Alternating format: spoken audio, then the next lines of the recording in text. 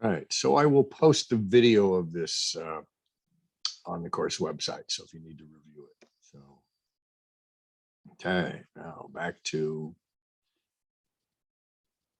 classical liberalism. Okay. Features a reliance on markets for economic decision making, and that means capitalism, which we'll talk about a little bit more in a minute.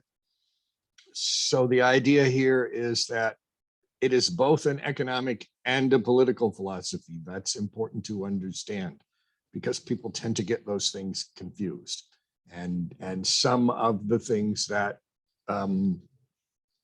some economic systems don't imply a particular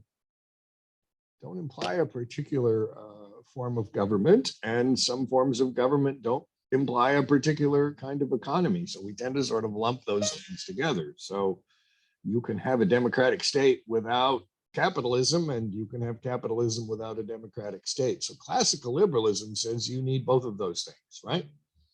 So voting, whether that's elections or people voting directly, and in markets, all right, and markets are just all the people buying and selling and producing any particular good and service. People simply vote with their dollars.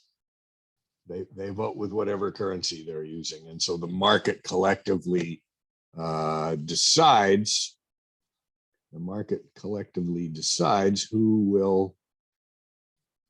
what will get produced and how much it'll cost. So, all right, I think we got everybody in there. It is the dominant Western ideology. Okay, so Western Europe, big chunks of the rest of the world, certainly North and South America, largely are some flavor of classical liberalism. So think of it that way. It includes elections and voting, and it includes capitalism, markets. So, and if that's not at all clear, let me know. It's not actually that terribly complicated of an idea. It's that people forget that it has those two parts and assume that one thing also means the other. Conservatism. Now, this is a subset of classical liberalism. So people who are generally conservatives, by and large, are also classically liberal. It's just a little bit different than the thing as a whole. So it is again an economic and political philosophy. So it believes in capitalism, it believes in elections, in voting, but it says that government should not interfere with people's private or economic lives. So true conservatives, traditional conservatives, think government should just stay out of the way. They're not saying no government, they're just saying less. Now, we have different flavors of conservatism, particularly in the United States, but also in some other countries. There are neoconservatives. So George W. Bush was a neoconservative, and they believe in markets and elections, but they are activist in foreign policy. So it was George W. Bush who got us involved in Iraq and Afghanistan. They also believe in more social regulation. So neoconservatives are more likely to say, well, abortion is wrong and gay marriage is wrong and marijuana is wrong and thou shalt not do those things. So now President Trump got elected in 2016 and he was not a neoconservative. And so I don't know what else to call this, but this is what they seem to believe. And this is now the dominant ideology in the Republican Party, particularly in the country, not necessarily in any particular area. Washington Republicans still tend to be somewhat sane. So restrictive voting rights, right? They don't want to see more people vote, and they don't think that everybody should get to vote. And so they impose barriers on voting. They don't believe in an activist foreign policy. When Trump was president, we sort of withdrew from the world.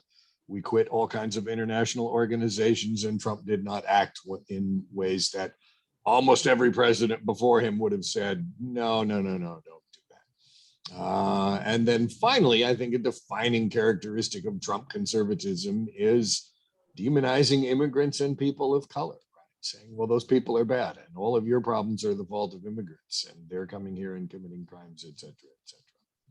Now, there are also Christian conservatives, and they believe that the United States was established on biblical principles and that's how it should be governed.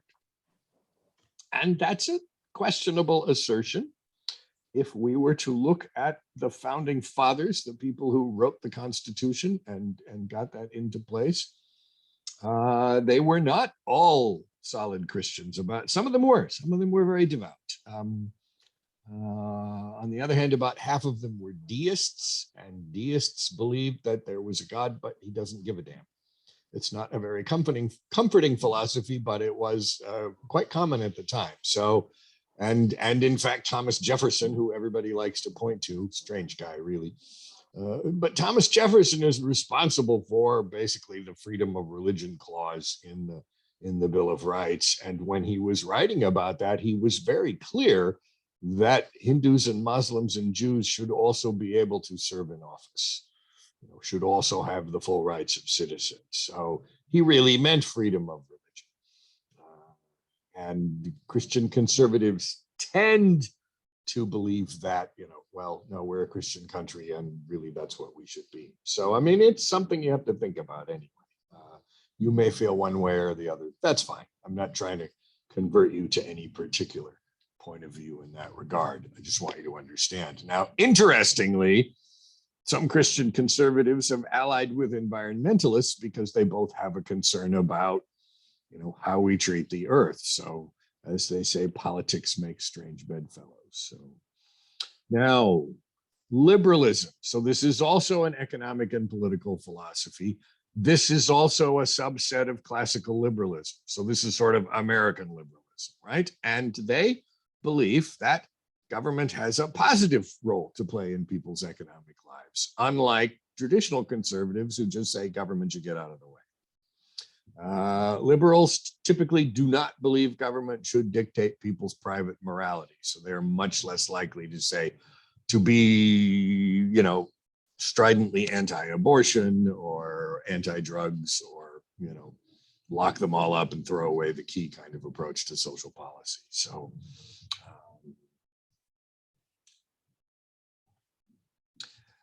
now, what you will discover if you pay any attention is that people who used to call themselves liberals now call themselves progressives.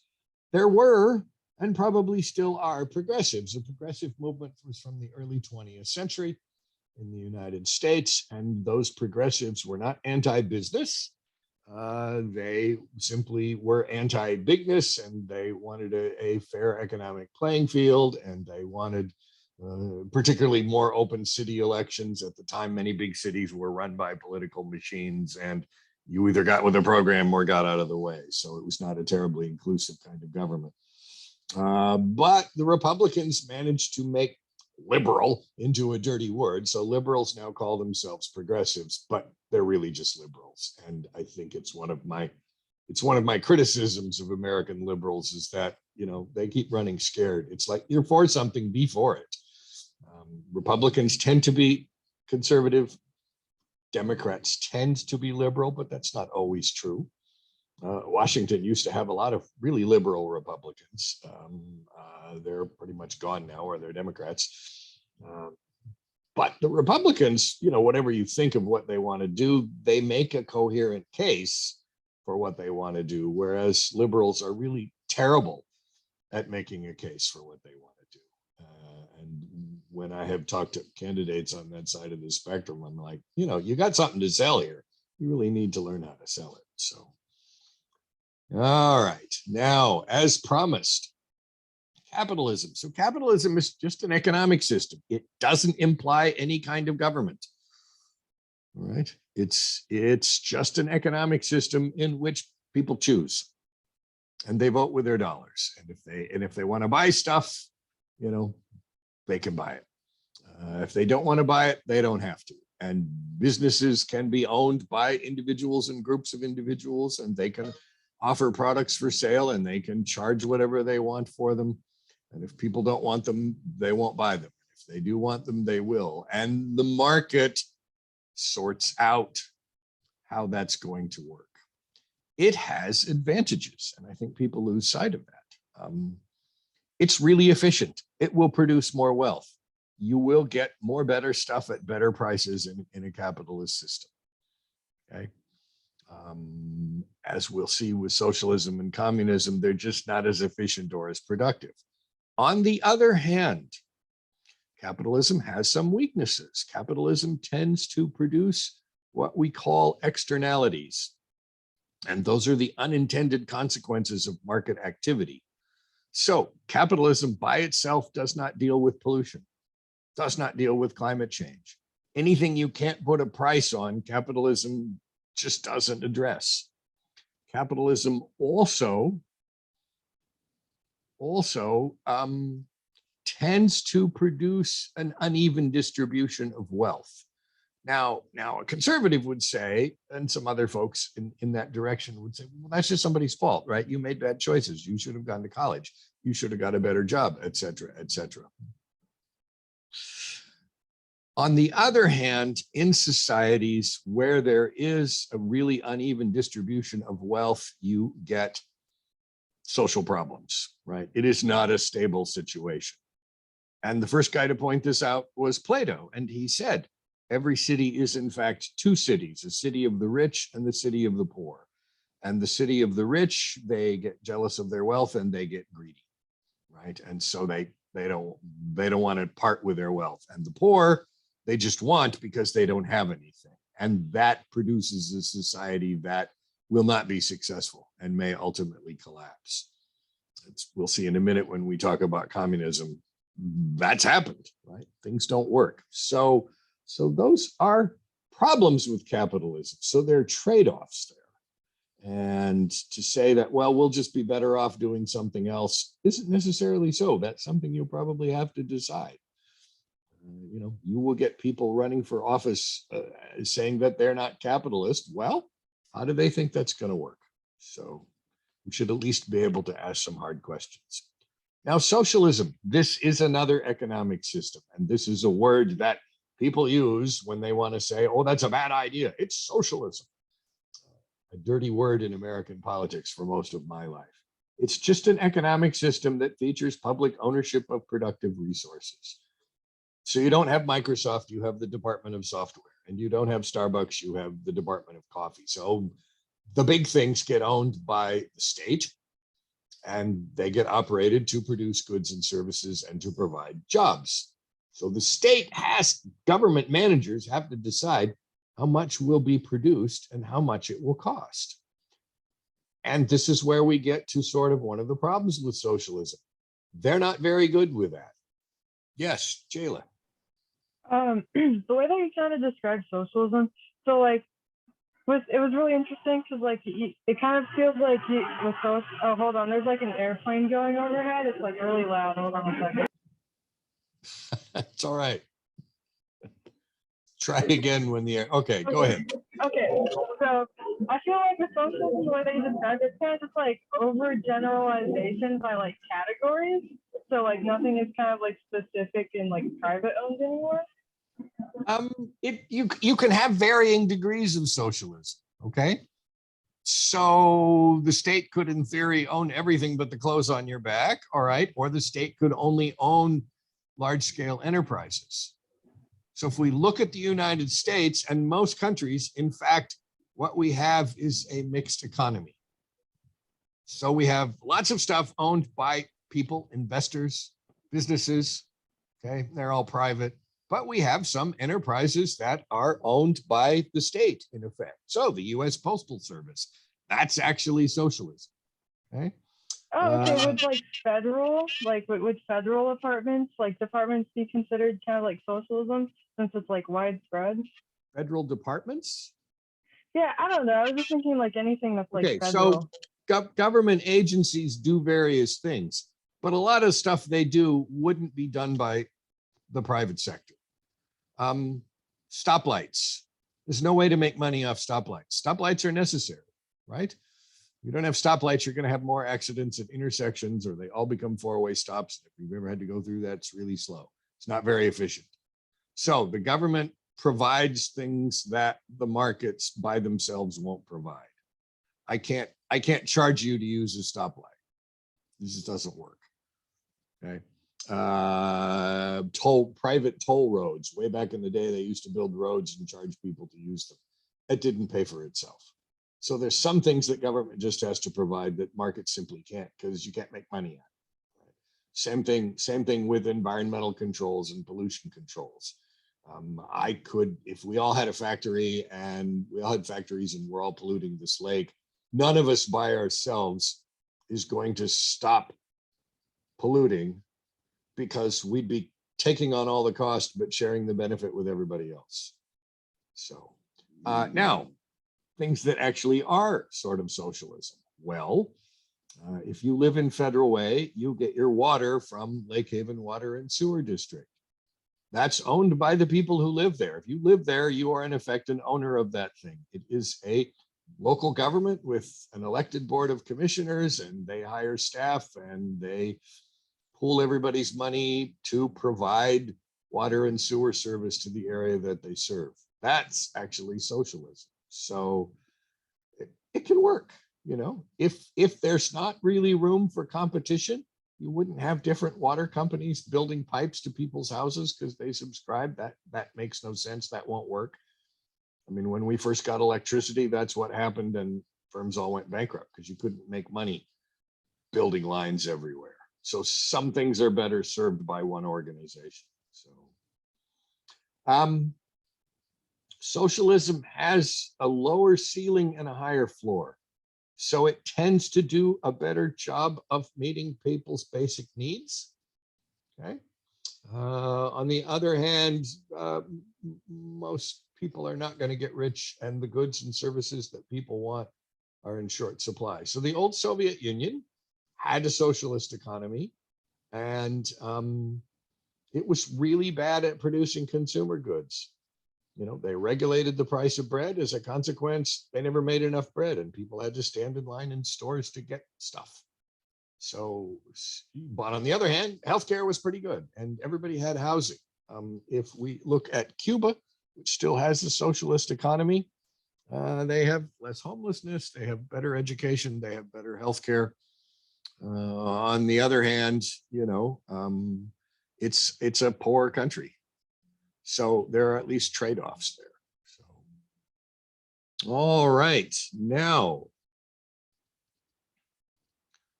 communism is an economic and a political system. So capitalism and socialism are just economic systems. They don't say anything about what kind of government you're going to have. Communism does. So you have a high degree of socialism. So there's very small amount of private ownership of things. Okay. So if there's a farm, it's a state farm and people work there and it produces whatever. The political part of it is ruled by a one-party state. And this is why it was like Plato's guardian class. Anybody could apply and join the Communist Party. And you worked your way up. And eventually, you know, you might be in charge. So they had elections, but they were not meaningful. You'd have an election where there's one name on the ballot. Well, what's the point of that? It attempts to make the system look legitimate when it was not. People who lived there were okay with the system, they said, but they didn't like the government because there's no check on the power of the state, right? Without meaningful elections, the court system that's simply a tool of power for the state, inevitably somebody went goofy and started killing people. So Joseph Stalin, who was the dictator for a long time, you know, may have killed 30 million of his own people. It was just crazy time. And ultimately, it sort of collapsed from within. I mean, the system could no longer sustain itself. So once again, provides for basic human needs, but on the other hand, does not provide the goods and services that people say they want. The old joke was that in Leningrad in February, it's minus 60 degrees outside, and you still can't get a cold Coke because the Soviet refrigerators were so bad they didn't keep anything cool. So are there any communist states left in the world, do you think? Well, there are two. There are two. I'm going to look at the chat here real quick and see what somebody said. What do you think they are? Yes, Cuba's one. That's very good. Anybody else? China is not communist. North Korea is. I have lived and taught in China several times, and you can own something, right? You can start a business. You can buy a house. The state still has a huge role. I mean, it's an autocratic state, right? I mean, the Communist Party still dominates politics there. And this is sort of an open question, is what will happen to China? Because the legitimacy of the state is based on rising standards of living. One time I was there, we were talking to these scholars from Beijing University, and it's the party school.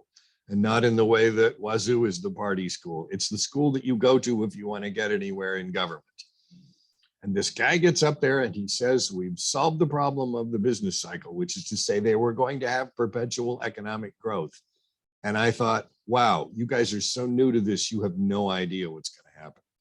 So if rising standards don't continue to, if living standards don't continue to rise, China's government will have a lot of problems because their legitimacy is not based on the ideology of communism anymore. It's based on everybody getting richer every year. And that simply doesn't happen. Nothing grows forever. There are cycles of ups and downs, and they are simply not predictable. So we'll see. We'll see. North Korea, on the other hand, is indeed communist. It's from everything I've read, just a crazy, awful place. They have widespread malnutrition. The government, there's no interest groups. There's no source of opposition to the state. There's dear leader, whichever Kim is now in power, and the military. And since the military gets everything that they want, there's no reason for them to take dear leader out of power. The ideology that they profess to the people is that dear leader is the only thing standing between them and annihilation by the United States, which is actually really unlikely. Donald Trump met Mr. Kim and talked to him, and some fans of his tried to point to this as, you know, this diplomatic triumph. Honestly, he got pantsed. I mean, it's just like, wow, really, man? Are you that naive? Apparently so. So Cuba is still communist, not as communist as it once was. You can own a business, but it has to be very small. We can now visit Cuba again. If you really want to go to Cuba, I'd go now before we get there and mess everything up. I mean, there are companies in America that are planning how many golf courses they're going to build in Cuba. So if we get there, it'll get trashed. I'm sorry, that's just what I think. But people aren't starving to death. It is not a politically very liberal state. So that's one of the challenges, is that you could still go to jail for agreeing with the government. So now here's one that pops up from time to time. In 2024, you will hear you will see a Libertarian Party candidate on the ballot for president. It's an economic philosophy that calls for as little government as possible. So like national defense and police, and that's almost it. Maybe the fire department. And what libertarians believe is that, well, if people survive the bad decisions that they make, then they'll learn to make good ones. So the best description of I've ever heard of libertarianism is it's a bar joke. And so Rand Paul was basically a libertarian senator, and Ayn Rand is a writer who was a founding mother of libertarianism, and Paul Ryan, who was once Speaker of the House, who was also pretty libertarian. So Ayn Rand, Rand Paul, and Paul Ryan walk into a bar. The bartender serves them tainted alcohol because there are no regulations. They die. Now, a former student who at the time thought he was a libertarian, he says, no, nobody goes to that bar anymore because people get sick when they drink. It's like, okay, so the deaths of 3 people are all right to prove a point of philosophy. We did that. We did this. We did this in the late 1800s, in the 19th century. There was no social safety net, no welfare, no social security, no workplace regulation, no overtime, and you could get shot at for trying to start a union. We had child labor. People got I mean, there are pictures of this. Children 7 years old chained to machines in factories so they wouldn't run away. And so my response usually is, look, that dog don't hunt, that pony don't run. It's good in theory. In reality, people take advantage of the system and they will oppress other people, and sort of it becomes very difficult to change your life. So let's see in the chat. It is, Jayla, yes, it is a little bit anarchistic, except there is still a government, right? I mean, you would still have a United States government, and we did in the 1800s. It just didn't do anything other than national defense and some international affairs. Now, anarchism is sort of anti-bigness, right? So it's not no government, but it's a very limited government and small. You know, so you might have like neighborhood councils. If the neighborhood council said, no, you can't build this road here, well, you couldn't build that road here. So if you want everything to stop, this is a good philosophy. What they argue is that, in fact, the state makes you worse off. Like, you are a happy, wonderful person in the state of nature, and then the government came along and it becomes a tool of oppression. As with almost everything we're saying here, there's always a grain of truth. You know, Karl Marx sort of invented communism, although he didn't leave much of a prescription. He did point out that at that time, that libertarian period in history, government and business were not doing much for the common people. They were oppressed. They were badly paid and badly treated, and they lived in horrible conditions while a small number of people were really getting rich. So there's a grain of truth to anarchism. If we have a state, if we have a government, you all agreed we need a government. I agree too. People will try to use the government as a tool of oppression. Right? They will try to tip the playing field in their direction. So now there were in the 1800s, again, a number of sort of anarchist experiments, particularly in the United States, including, I think, a couple here at Puget Sound way back when. And so people would get together and they would form sort of a city, sort of this colony, right? They'd get land and everybody would move there and they'd have houses, and it was all sort of open, free for all. And what they found every time was that some people worked and some people didn't. And the people who worked eventually got fed up and left, and the whole thing collapsed. There's an exception. There's always an exception. And I find this exception is sort of one of the most fascinating things I've ever run across, the TIV. The TIV, absolutely amazing. The TIV are a group of people. They live now in Nigeria and Cameroon, and there's apparently a bunch in the United States now. But at the time they lived in Nigeria, the TIV had no government. Right? They had no kings, they had no chiefs. They had family groups and friend groups, and they solved things through negotiations. They all claimed to be descended from the same guy whose name was TIV. And so if they had a dispute, they would get together and they would talk it out. And one of the sort of unwritten rules was that you never got too angry at anybody, because your opponent this time could be your ally next time. You know, so without a central formalized government, they made it work. When the British, in essence, conquered Nigeria, the TIV drove them crazy, because everywhere else in what became Nigeria, there were societies and they had kings, they had people who were in charge, and you could make a treaty with them. Well, the TIV were kind of, you know, there was nobody to do that with. So I'm trying to find out sort of how they're doing now. The fact that they're still around and refer to themselves as TIV. So this is a kind of anarchism, and for better or for worse, it worked.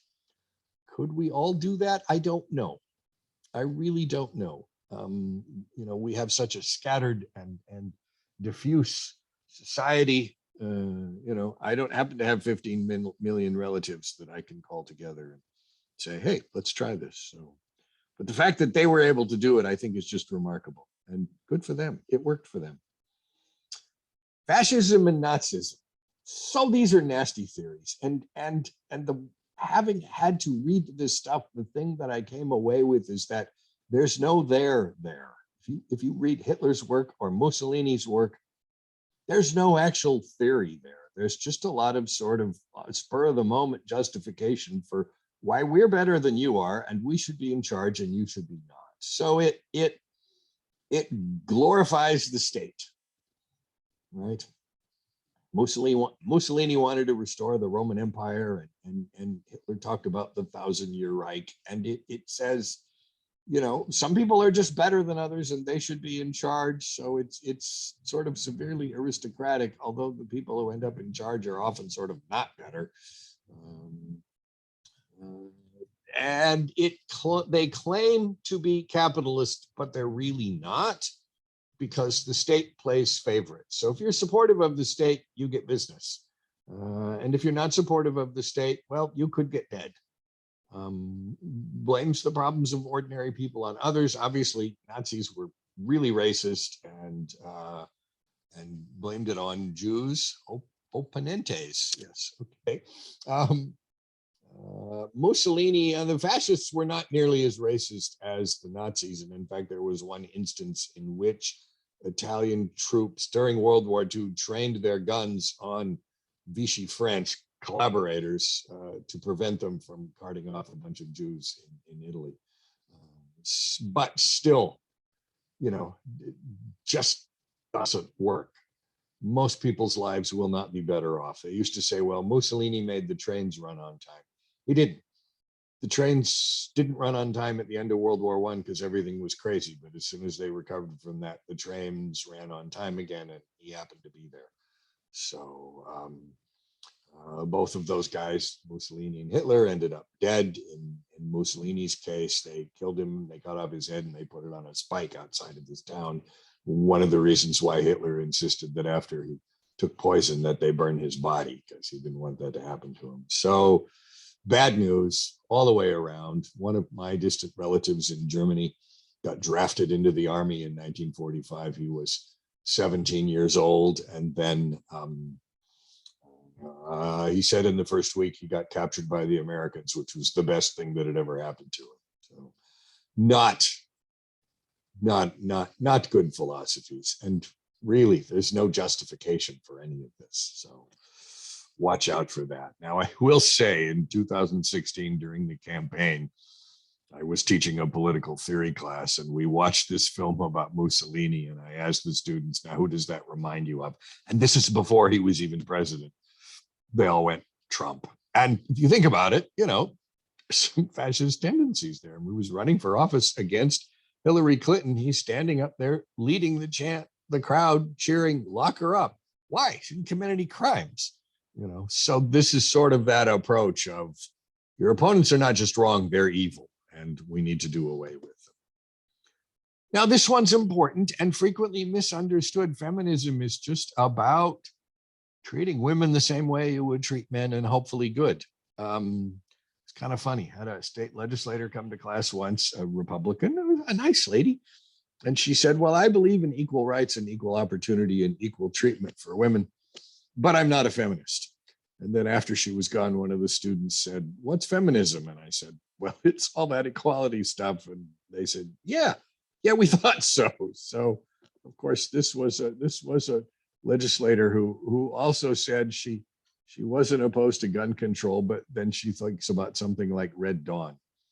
And even the students were like, that's a movie. That's not actually happening. We're not getting invaded by Russians and Cubans. So anyway, so things we should really understand here, especially classical liberalism and the different flavors of conservatism, and what do those things mean? So when you answer that question, he said pointedly, hint, hint, say all the stuff you need to say. I mean, this is all in the reading. and I will post the video so that you can review it if you need to. And we will do this next Thursday. We will not meet on Tuesday. And then after next Thursday, it'll be almost February, and let's see how things are looking at that point. So eventually, I am hopeful we will get back into class on a regular basis. So now let me stop sharing. And do we have questions? It's okay if we don't. It's great if we do. It's up to you. About the exam, I do have some questions. Sure. Okay, let me get to the exam. The last one?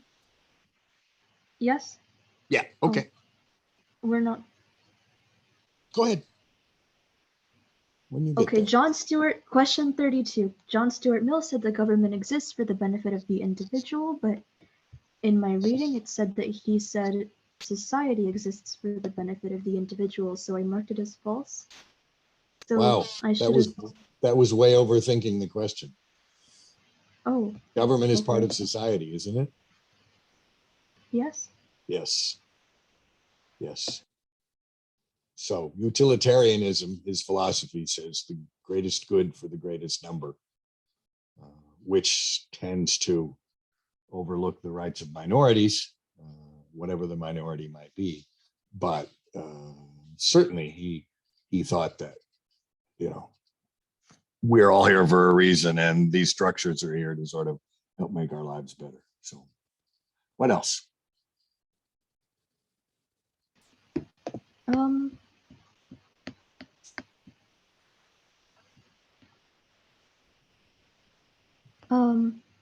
The signing up, question 19, events that led to the creation of the modern political world included all of the following except, and I said the signing of the Magna Carta. Yeah, so I guess you didn't read about that in the chapter.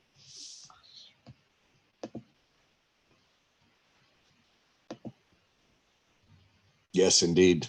The signing of the Magna Carta. The signing of the Magna Carta happened in the 13th century in Great Britain. And while at the time it wasn't sort of adhered to by anybody, it established the precedent that, in fact, there are limits to what the government can do, and that people have a certain number of sort of basic rights. So it was a big deal. It still gets referred to today. And that was all in the chapter.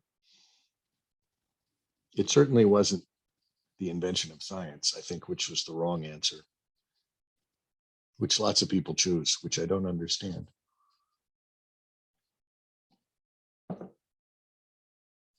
Anything else? No, thank you. Okay, yeah. I think one of the keys is, really sort of read the questions carefully and think about them. So it's one of the reasons I stress, try not to, if you can, to take the exam at the last minute. Because then you're sort of putting pressure on yourself, and you may not feel like you can take the time to kind of think things through. The other thing is, of course, and I know I've said this before, but look, if your professor says something, write that down, particularly when he says, okay, here's a question I'm going to ask you, and here's the answer. My late wife, who was an extreme type A personality, but a wonderful person. I miss her still. She got a perfect 4.0 in graduate school, and her classmates were just amazed. We're like, how do you do that? And she said, look, the professor comes in and he says this. I write that down. And then when he asks me, that's what I tell him. So I think, unfortunately, and I'm guessing at this, but there is a certain approach to education where you're encouraged to just sort of say what you think and feel. And there are questions like that I will ask you, but they tend to be in the discussion questions, or it should be obvious as an essay question where I want your opinion. But by and large, if I'm asking you about something, I want you to explain it, and if you say things that are correct, well, you get points. And if you say things that are off target, well, then you lose points. In a different class, American government. And we'll talk a little bit about this later, but in this class, one of the first things we talk about is federalism. Well, federalism is a system of government that divides power between different levels. So that's, in our case, the federal government, the national government, and the states. It has nothing to do with branches. And in the text I have them reading, it says point blank, this has nothing to do with branches of government. And yet half the class just said, well, we have a Congress and the president's, like that has nothing to do with federalism. So be careful, take notes, pay attention. Theo, you have a question. Yes, sir. I'm asking if China is not a communism. China's what- not, what, I'm sorry, go ahead. Yeah, what theories or what do they practice? Well, that's an excellent question. Because you can own private property, okay? Because you can start and own a business, all right? Because you can leave the country if you want to and come back in, okay? Most of them, not all of them. Those are not things you find in communism. So while the government still calls itself communist, this is not what communism offers, right? So up until the early 1980s, up until the time, about the time Chairman Mao died, it was a communist state and people didn't own businesses. Now, you know, you have millionaires and billionaires in China. Why? Because they have their own firms. They have their own houses. You can go there and start an enterprise. Last time I was there, I met lots of Westerners who owned businesses in China and worked there. So it's a different state than it used to be. Now, it's not still a very politically liberal state. I like to think of them as the not very communist party. And I refer to that government as the Kaqing dynasty. The Kaqing being the sound of a cash register. I'd explain that to my Chinese friends. But still, you know, if you want to be in government, you have to join the Communist Party. And while they have a People's Congress, it doesn't do anything. It meets once a year. It's got thousands of members and they talk a lot, but you know, they're never going to say no to the government. They're never going to tell Xi Jinping, no, you can't do that anymore. For a while, they had term limits on whoever the president was, but Xi Jinping did away with those. So, and that's sort of the question, you know, and there's a big north-south divide in China. So the people in the north are like that guy who said, well, we've solved the problem of the business cycle. The people that we talked to in the south said, oh yeah, we'll be a liberal democracy in 20 years. And you didn't hear that in the north. And that division between north and south, life is just easier in the south. So that division's been going on for centuries. So, Max. So I asked a question in the "What do you know?" assignment. I hope to learn, or I said I hope to learn why things that are not political get political, like the COVID vaccines, and you told me to ask it in class. Oh yeah, thank you. That's an excellent question. That's just a really good question, right? I mean, you wouldn't think, okay, when I was a kid and we all got inoculated for polio, there were not protests and people standing up in Congress and state legislatures and, you know, on social media, of course there was no social media, saying, no, you shouldn't have to get vaccinated for polio. And that's a meme that I think is very appropriate. Remember that time you got polio? No, you don't, because everybody got vaccinated.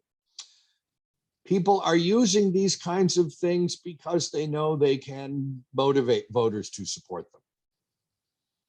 Right? And at any other time in our history, you know, vaccination would not have been an issue.